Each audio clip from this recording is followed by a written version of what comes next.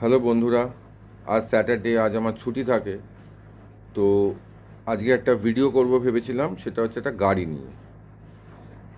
গাড়ি আমাদের জীবনে একটা স্বপ্নের মতো, কারণ আমরা যখনই সাকসেসফুল হই তো আমাদের সবসময় মাথায় একটা ঘুরতে থাকে যে কবে একটা গাড়ি কিনবো, কবে একটা গাড়ি কিনবো।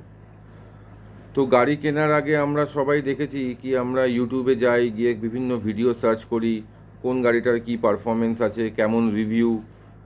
তো সেই রকমই একটা ভিডিও আমি করতে চলেছি। এই ভিডিওটাও হচ্ছে একটা ওনারশিপ রিভিউ নিয়ে। তো আমি একজনের সঙ্গে যোগাযোগ করেছিলাম, তো তার কাছে টাটা ব্র্যান্ডের একটা গাড়ি আছে। সেই গাড়িটা নিয়ে আমরা একটা রিভিউ করব, এবং উনি এই গাড়িটা প্রায় অ্যারাউন্ড 4.5 ইয়ার্স ধরে ইউজ করছেন। তো আশা করি ওনার রিভিউটা খুব অথেন্টিক হবে, এবং আমরা পয়েন্ট টু পয়েন্ট কোশ্চেনও করবো ওনাকে যে এতদিন ইউজ করাতে উনি কী প্রবলেম ফেস করেছেন, কী পজিটিভিটি পেয়েছেন ওই গাড়িটার মধ্যে। তো চলুন যাওয়া যাক, ভিডিওটা শুরু করি।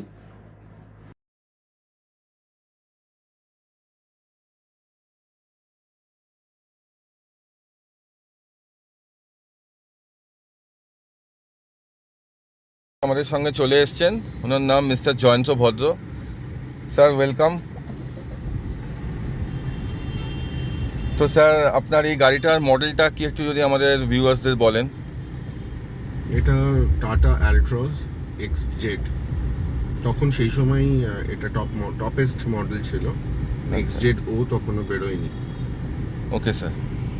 তো স্যার, আপনি যে এই গাড়িটা চুজ করলেন, টাটা অল্ট্রোস 2021-এ কিনেছেন বললেন, তো তখন তো স্যার আরও অনেক গাড়ি ছিল as premium hatchback, like i20 ছিল, বলেনো ছিল। তো আপনি তো অন্য গাড়িগুলোকে ট্রাই করেছিলেন স্যার?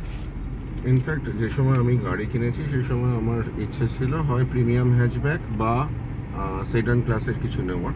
কারণ আমি একটু নিচু গাড়ি পছন্দ করি। তো সেক্ষেত্রে ডেফিনেটলি আমিও কিছু গাড়ি শর্ট লিস্ট করেছিলাম।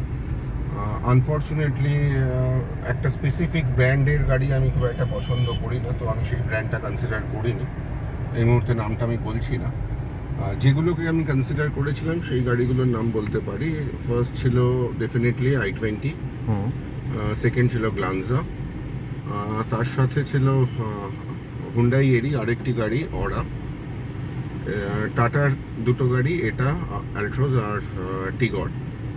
হ্যাঁ, বেসিক্যালি আপনি যখন যে ইয়ারের কথা বলছেন সেই সময় জাস্ট মনে হয় i20 নতুন মডেলটাও লঞ্চ করেছিল। ইনফ্যাক্ট আমি যখন গাড়ি বুক করি অ্যালট্রসটা, তখনও i20 মডেল, নতুন মডেলটা লঞ্চ হয়নি। তারপরেই জাস্ট i20 নতুন মডেলটা লঞ্চ হলো।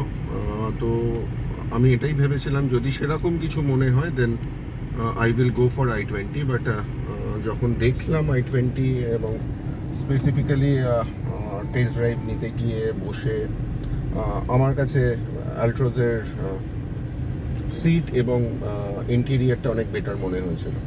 Okay sir. তো স্যার, আপনার গাড়িতে দেখছি একটা মিউজিক সিস্টেম ইনবিল্ট রয়েছে, তো এই ব্যাপারে কিছু বলবেন? এটার ওই হারমানের টাচ স্ক্রিন, যেটা টাটা বরাবরই দিচ্ছে। ইনফ্যাক্ট এখনকার নতুন মডেলে এটা এখন স্ক্রিন সাইজটা বড় করেছে, বাট এটা তখনকার টপেস্ট মডেলেই দিত। আপনার স্টিয়ারিংয়েও দেখছি অনেকগুলো বাটনস রয়েছে, তো এগুলো আশা করি এগুলো মিউজিক কন্ট্রোল করার জন্য। আর হ্যাঁ, এটা বেসিক্যালি মিউজিক সিস্টেমের সাথে অ্যাটাচড। আপনি যদি বাদিকেরগুলো দেখেন সেগুলো হচ্ছে জাস্ট ট্র্যাক, এই দুটো হচ্ছে ট্র্যাক চেঞ্জ করার জন্য। এটা selection button for FM or Bluetooth or Android অটোতে আমি যদি কিছু শুনতে চাই।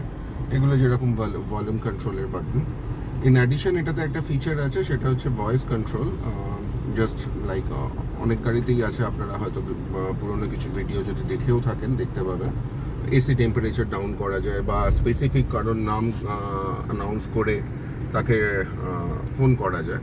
আচ্ছা, মানে বেসিক্যালি আপনি বলছেন ভয়েস কন্ট্রোল যেটা রয়েছে। স্যার, এখানে একটা বাটন দেখতে পাচ্ছি। ডান দিকের বাটনগুলোর মধ্যে রয়েছে কিছু MID তে ডিসপ্লে কন্ট্রোল করার জন্য। দেখতে পাবেন আপনি MID ডিসপ্লে চেঞ্জ হচ্ছে। আর একটা ডেফিনেট রয়েছে ক্রুজ কন্ট্রোলের জন্য। ক্রুজ কন্ট্রোলটা আমি অনেকবারই ইউজ করেছি, and really it gives a premium feeling যখন আপনি ক্রুজ কন্ট্রোলটা ইউজ করবেন। হ্যাঁ, সেটা বেসিক্যালি আপনি হাইওয়েতে ভালো ইউজ করে থাকেন। হাইওয়েতে তো ইউজ করাই যায়, বাট সেরকম হলে মানে সেটা খুব কম সময়ের জন্যই আমি ইউজ করেছি। যদি আপনি চান লো স্পিডেও করা যায়, মানে অ্যালট্রোজে একটা ফাংশন আছে যে যদি আপনি থার্ড গিয়ারে থাকেন, মানে ওদের যে স্পিড লিমিটগুলো সেট করা, থার্ড গিয়ারে 30, ফোর্থ গিয়ারে 40 এবং ফিফথ গিয়ারে আপনি 50 বা তার অ্যাবভ স্পিডে থাকলেই আপনি ক্রুজ অ্যাক্টিভেট করতে পারেন। Okay sir. স্যার এখানে একটা বাটনস দেখছি, এই বাটনটা কি কাজ করে স্যার? এটা তো ড্রাইভ মোড। অ্যালট্রোজে দুটো ড্রাইভ মোডই আছে, একটা ইকোনমি আর একটা নর্মাল সিটি ড্রাইভ মোড। আচ্ছা, অন করে দেখাবেন কীরকম? এখন নর্মালি যেহেতু আমি এখন শহরের মধ্যেই আছি, সিটি ড্রাইভেই রয়েছে, জাস্ট চেঞ্জ করছি। Economy drive mode activated. Okay sir. আমি আবার ফিরিয়ে নিয়ে যাচ্ছি। City drive mode activated. তো স্যার এটার মধ্যে আপনি পারফরমেন্সের কোনো ডিফারেন্স বুঝতে পারেন? সিটিতে চালাতে ইকোনমি ড্রাইভ মোডে একটু সমস্যা হয়, মানে যখন আপনি স্লো স্পিডে চালাচ্ছেন। বাট যদি আপনি হাইওয়েতে চালান ইকোনমি মানে একটা সার্টেন স্পিড অ্যাচিভ করার পরে economy drive mode is quite good. তাতে আপনার একটু ফিউয়েলও সাশ্রয় হয়। ওকে। আপনি যেহেতু স্যার বললেন ক্রুজ কন্ট্রোলটা ইউজ করেন, তো নিশ্চয়ই আপনি হাইওয়ে সিটি দু জায়গাতেই গাড়ি ড্রাইভ করেন। হ্যাঁ হ্যাঁ। তো স্যার এটাই কি আপনার ফার্স্ট গাড়ি ছিল, না এর আগেও আপনি কোনো আদার্স গাড়ি চালাতেন? না, এর আগে আমি একটা হুন্ডাইয়ের i10 চালাতাম। Okay sir. তো আপনার অনেক দিনেরই গাড়ি চালাবার এক্সপিরিয়েন্স রয়েছে। তো আমি গাড়ি চালাচ্ছি সিন্স 2013-14। তো স্যার পুরনো যে গাড়িটা i10 ছিল আপনার, আর এটার মধ্যে যত গাড়ি মানে আমার জানা আছে যে দুটো গাড়ি আপনার 1.2 লিটারের ইঞ্জিন আছে। তো ডিফারেন্স কি বুঝতে পারেন মানে সিটিতে বা হাইওয়েতে? i10 ওয়াজ আ মাচ লাইটার গাড়ি, সেক্ষেত্রে ওখানে ইনিশিয়াল পিক আপ যদি বলেন তাহলে অনেক ফাস্ট ছিল, ফান টু ড্রাইভ গাড়ি। এটা কিন্তু যথেষ্ট হেভি গাড়ি, সেটা মাথায় রেখে মানে যদি কেউ অ্যালট্রোজের কথা ভাবেন সেটা মাথায় রেখে ভাবতে হবে।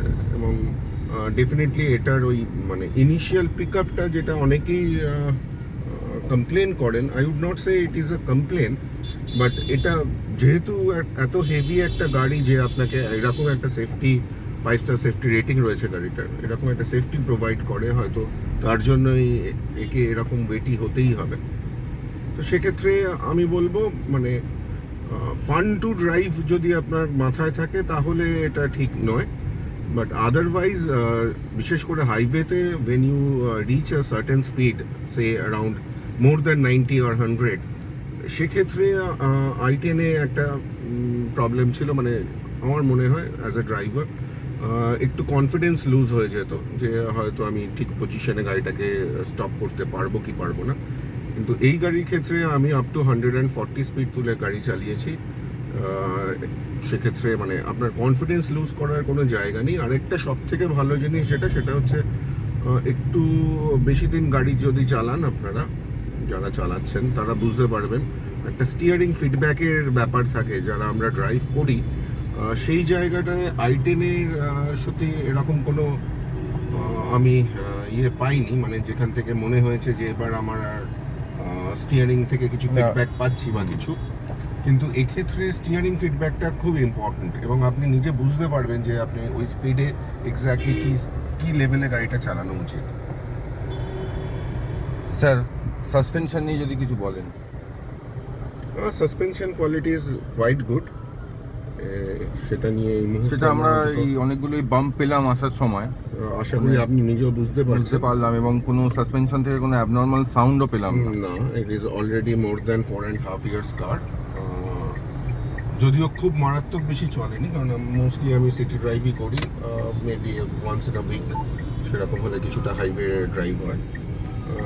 জাস্ট এটা ধরুন লেস দ্যান 26,000 কিলোমিটার চলেছে, but suspension is quite good. Sir সবার এখন একটাই চিন্তা, তেলের দাম দিনে দিনে বেড়ে যাচ্ছে, তো তেল সার্ভিস কীরকম পাচ্ছেন?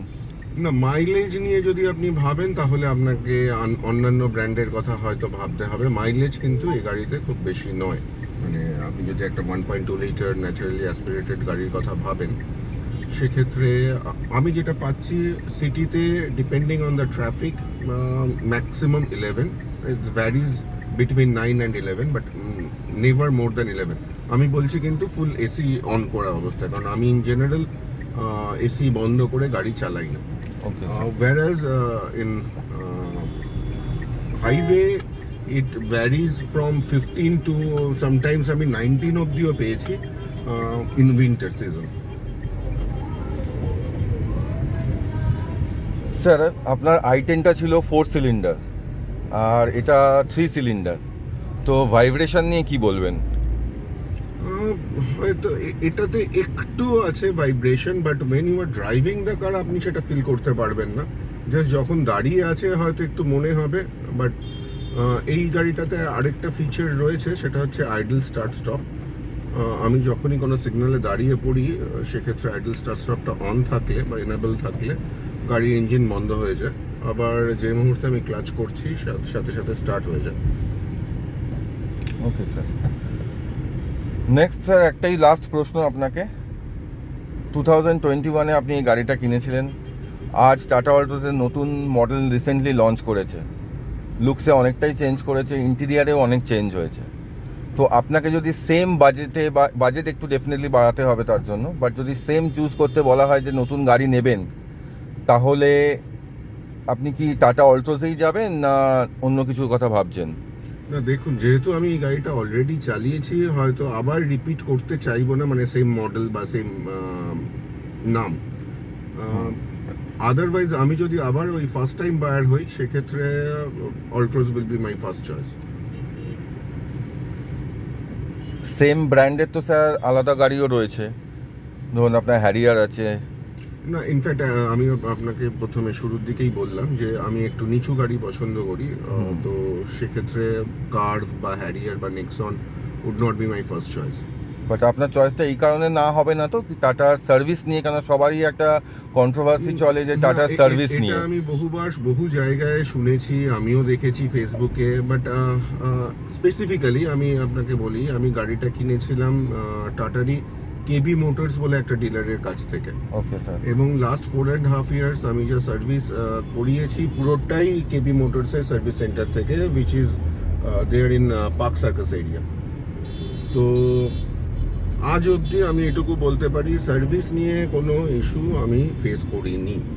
In fact KB Motors really, the people over there are really helpful. আর আই উড সে ফর্চুনেটলি আমার গাড়িতে সেরকম সিভিয়ার কোনো প্রবলেম কিছুদিন আগে অবধিও হয়নি। রিসেন্টলি একটা প্রবলেম ফেস করলাম, বাট সেক্ষেত্রেও খুব ভালো সাপোর্ট কেবি মোটরস দিয়েছে। আচ্ছা স্যার, আমি যতখানি জানি নর্মালি যা অন্য ব্র্যান্ডের গাড়ি রয়েছে তাদের সার্ভিস ইন্টারভাল 1 ইয়ারের গ্যাপে গ্যাপে হয়, বাট অল্ট্রোজে 6 মান্থের একটা গ্যাপের কথা শোনা গেছে, যে 6 মান্থ ইন্টারভ্যালে সার্ভিস করতে হয়। তো স্যার সার্ভিস চার্জটা কীরকম পড়ে স্যার? 6 মান্থসের গ্যাপে যে মানে হাফ ইয়ারলি যে সার্ভিসটা হয়, তাতে অয়েল চেঞ্জের কোনো ব্যাপার থাকে না।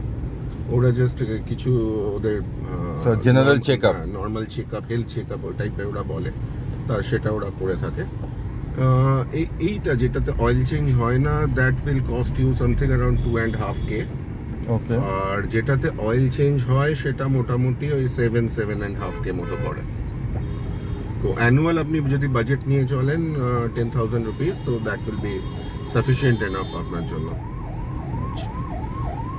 স্যার আপনার এই গাড়িটা তো 4.5 বছর বললেন আপনি হয়ে গেছে, তো আপনি এটাতে কি এক্সটেন্ডেড ওয়ারেন্টি নিয়েছিলেন গাড়িতে? হ্যাঁ, আমি যখন গাড়ি কিনেছিলাম তখনই আমি এক্সটেন্ডেড ওয়ারেন্টিটাও নিয়েছিলাম। যে অ্যাকচুয়ালি অরিজিনাল ওয়ারেন্টি ছিল 2 বছরের, তো এক্সটেন্ডেড ওয়ারেন্টির জন্য আরও 3 বছর আমি অ্যাড করে নিয়েছিলাম। তা সেটা আপনি কোনো বেনিফিট পেয়েছেন? এই যেটা আপনাকে বলছিলাম, রিসেন্টলি একটা প্রবলেম ফেস করলাম, তো সেক্ষেত্রে সেটা মানে জাস্ট প্রবলেমটা হচ্ছিল ভেতরে, মানে এসিটা আমি যখন চালাচ্ছি এই রিসার্কুলেশন মোডটা কাজ করছিল না। আপনারা নিশ্চয়ই জানেন যে গাড়িতে একটা জাস্ট নব থাকে, আপনি যদি নবটা দেখান, যেটা বাইরের হাওয়া ভেতরে বাইরে আর ইনারের হাওয়াটা সার্কুলেট করে ভেতরে। এক্স্যাক্টলি। এবং সেটা মানে ম্যানুয়াল এসি গাড়িগুলোতে সেটা একটা জাস্ট মেকানিক্যাল লিভার থাকে, যেটা ম্যানুয়ালি চেঞ্জ করতে হয়। এটা যেহেতু অটোমেটিক এসি, সেক্ষেত্রে এখানে জাস্ট একটা বাটন আছে যেটা একটা মোটরকে বেসিক্যালি চার্জ করে এবং সেটা কাজ করে ভেন্টিলেশনটা অন অফ করার জন্য। তো আনফর্চুনেটলি সেটা আমার কাজ করছিল না। তো আমি যখন কেভি মোটরসকে গিয়ে দেখাই, তো তারা প্রথমে ওই মোটরটা চেঞ্জ করে চেষ্টা করে, বাট দেখা যায় সেক্ষেত্রেও কাজ হচ্ছে না। দেন দে ডিসাইডেড এই পুরো এইচভিএসি ইউনিটটাতে কিছু একটা প্রবলেম আছে। তো তারা দে টেক সাম টাইম, 10-12 দিন মতো সময় নিল, বাট এর পুরো এইচভিএসি ইউনিটটা খুলে চেঞ্জ করে দিয়েছে। ওয়ারেন্টির মধ্যে কভার আপ হয়েছিল। তো স্যার আপাতত আপনি গাড়িটা নিয়ে স্যাটিসফাই 4.5 বছর ধরে, সেটাই আমরা বুঝলাম। তো ভিউয়ার্সরা মোটামুটি আমি স্যাটিসফাই। আরেকটা জিনিস মানে ইন অ্যাডিশন আপনাদের জানিয়ে রাখবো যে এই গাড়িটা আমি যখন কিনেছিলাম তখন BS6 স্টেজ 6 ফেজ 1 চলছিল। এই গাড়িটা ফেজ 1 এর গাড়ি, এবং তারপরে আমি ফেজ 2 এর গাড়িও অন্যের গাড়ি চালিয়ে দেখেছি। সেটা আপনি ট্রাই করলে, বা এখনও যেটা চলছে BS6 ফেজ 2, তাতে ভাইব্রেশন লেভেলটা আরও কমে গেছে। সেটা আপনারা একটু চেক করে নিতে পারেন। আচ্ছা, মানে আপনি বলছেন ওর এনভিএইচ লেভেলটা অনেক কমে গেছে। অনেক কমে গেছে আচ্ছা, BS6 ফেজ 2তে। ফেজ 2।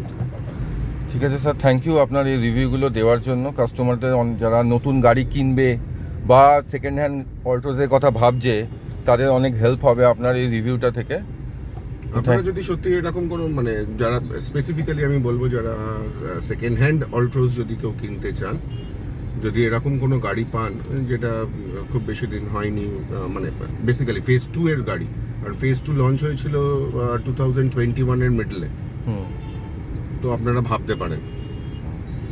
তো আপনি কি ফেজ 1টাকে রেকমেন্ড করছেন না তাহলে? না, ফেজ 1 এ ওই যে একটাই সমস্যা আছে, এনবিএইচ লেভেলটা একটু levelটা হাই high। আছে। যাদের সেটা নিয়ে কোনো সমস্যা নেই তারা ফেজ 1ও ভাবতে পারেন, আদারওয়াইজ ফেজ 2 এর কথা ভাবতে পারেন। বাট একটা জিনিস শেষ করার আগে অবশ্যই জানিয়ে রাখবো, সেটা হচ্ছে যারা মানে ফ্যামিলি নিয়ে বেশি ড্রাইভ করতে পছন্দ করেন, সেক্ষেত্রে এই ধরনের কোনো গাড়ি অবশ্যই চুজ করবেন যেখানে আপনার সেফটি লেভেলটা অনেকটা হাই আছে। ডেফিনেটলি হ্যাচব্যাকের, মানে প্রিমিয়াম হ্যাচব্যাকের মধ্যে আমার মনে হয় টাটা অল্ট্রোজই একমাত্র 5 স্টার সেফটি রেটিং পেয়েছে এনক্যাপ থেকে। একদম, এবং সেটা not only Bharat NCAP, also from global NCAP, NCAP. Global মানে NCAP। ভারত এনক্যাপটা তো এখন স্টার্ট হয়েছে, আগে তো আমাদের গ্লোবাল এনক্যাপই ছিল। তো সেখানে 5 স্টার সেফটি রেটিং ছিল অল্ট্রোজের। ঠিক আছে স্যার, থ্যাংক ইউ। এখানেই আমরা ভিডিওটা শেষ করছি। তো আশা করি গাড়ির রিভিউ ভিডিওটা আপনাদের ভালোই লেগে থাকবে। ডেফিনেটলি ভয়েস কোয়ালিটি আর পিকচার কোয়ালিটিটা একদমই ভালো হয়নি, কারণ সেরকম কোনো হাই রেজলিউশন ক্যামেরা ইউজ করিনি, প্লাস মাইক্রোফোনও ইউজ করিনি। নেক্সট টাইম ভিডিও করলে এগুলোর দিকে খেয়াল রাখবো। এই ভিডিওটা দেখুন, ডেফিনেটলি কোয়ালিটি ভিডিওর ভালো না হলেও ইনফরমেটিভ হবে আপনাদের কাছে। তো একটু লাইক করবেন, শেয়ার করবেন, সাবস্ক্রাইবও করবেন চ্যানেলটা। Thank you, tata.